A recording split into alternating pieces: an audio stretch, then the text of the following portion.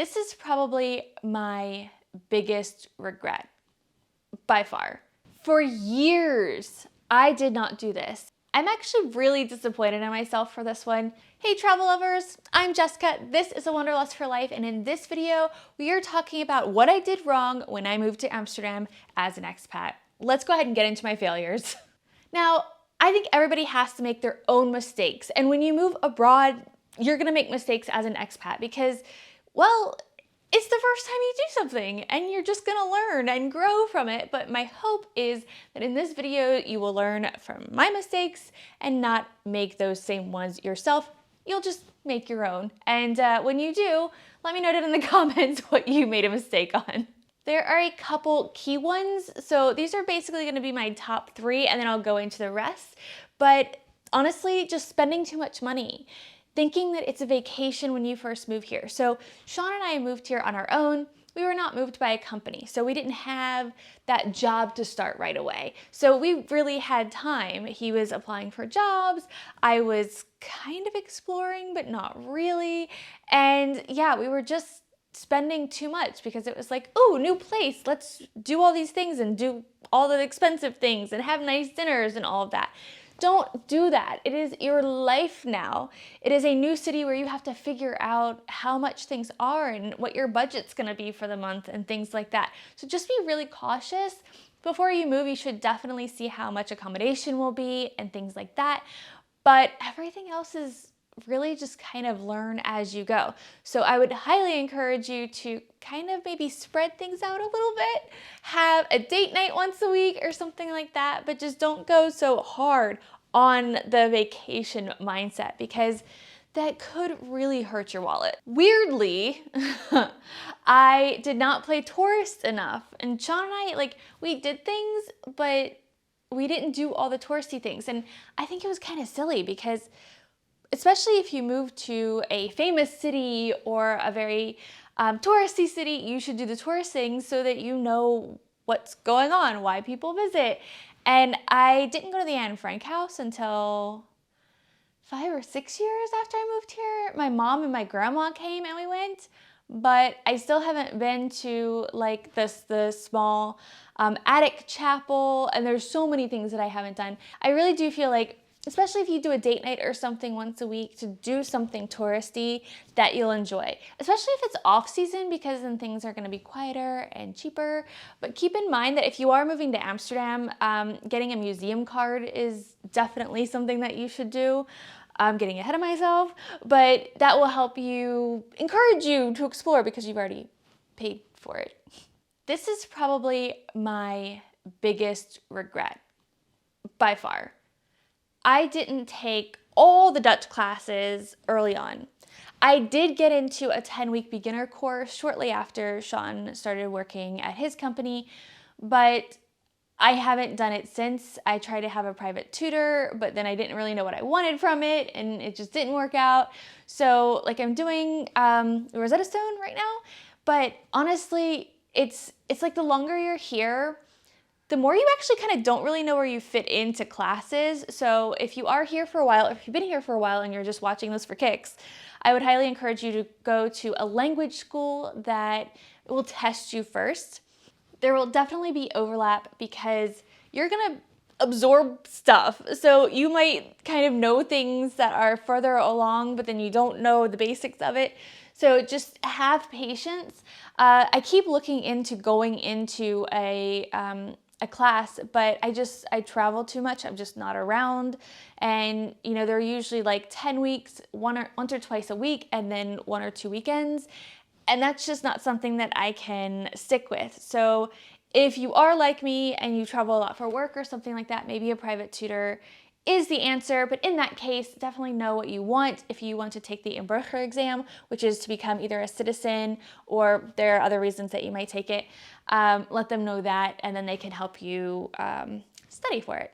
Okay, we'll go back to the museum card now. So basically the museum card will get you into dozens of museums, and it's around the country in the Netherlands, not just in Amsterdam. But Amsterdam is known. I think we have over 50 museums, and you could just do a museum every weekend for a year and you would still have some to do. So yeah, very good idea to do that. And that will get you a little bit more knowledgeable about the area, because a lot of the museums are about here and the history of here and in different perspectives. And I think that's really important when you live somewhere, to at least try to understand it, right?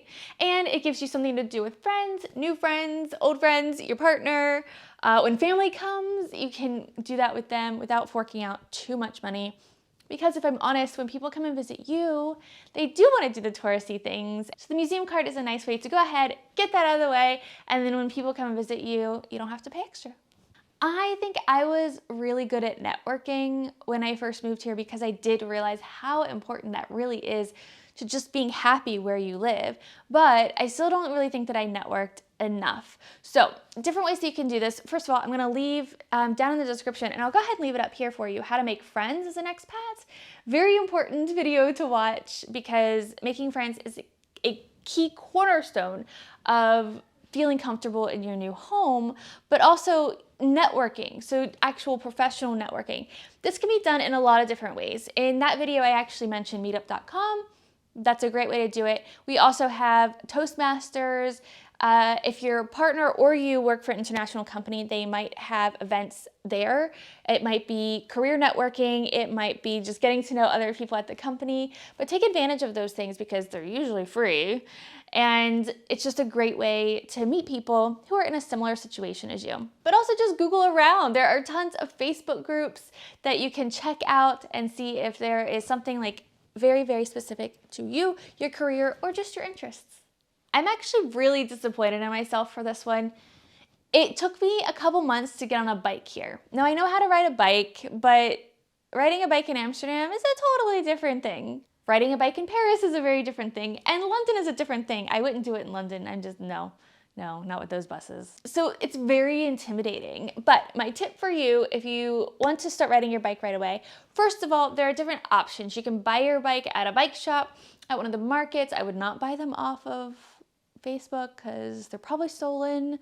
Or you can use swap feets, which is something that I might be trying soon, but I'm not really sure. And basically it's a subscription for a bike. And then that's easy. But I'll tell you more about that later if it's something that I get into. But basically, start outside the center. The center is the most intense part because they don't have cycle lanes usually, and you're in line with traffic in the canal ring and stuff like that. So start in the outer neighborhoods, kind of learn the rules of the road, watch people as much as you can. If you're in the city center, just stand at a corner and watch how people do things. Ask about the bike rules.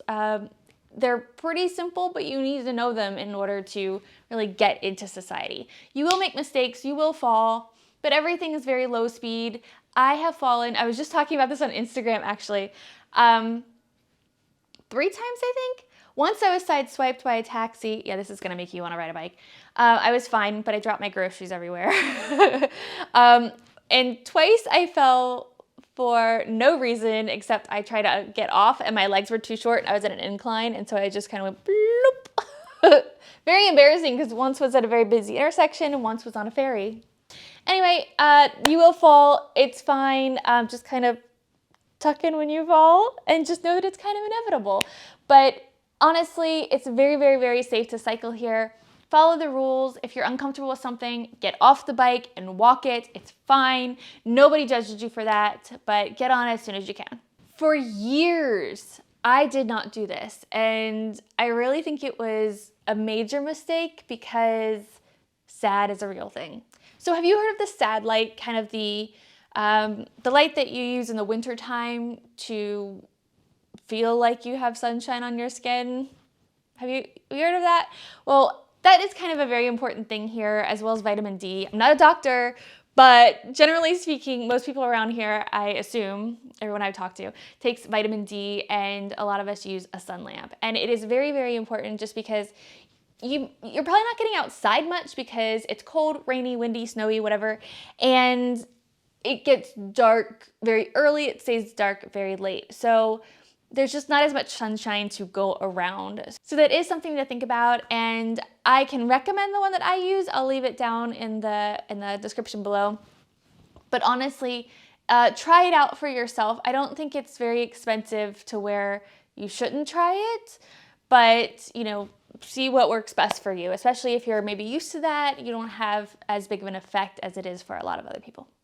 And it is okay to be new. I wish I understood this when I was new, because I would get so embarrassed. People would be like, oh, you're fresh off the boat. Okay, yeah, I am. And that's okay, because I did something new, exciting, and brave, and that is fine. So if you are moving abroad, becoming an expat, immigrant, whatever you want to call it, I am so proud of you. I know not everybody can do it. And the fact that you have the ability to do so and you are going after something that you don't know, I'm just so proud of you. So if you have any other questions about moving abroad, let me know down in the comments. I might make another video.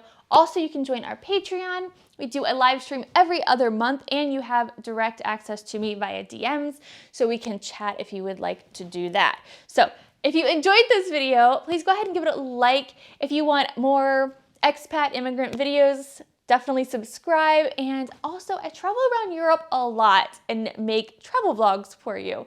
So I will see you in the next video, but thank you so much. Bye.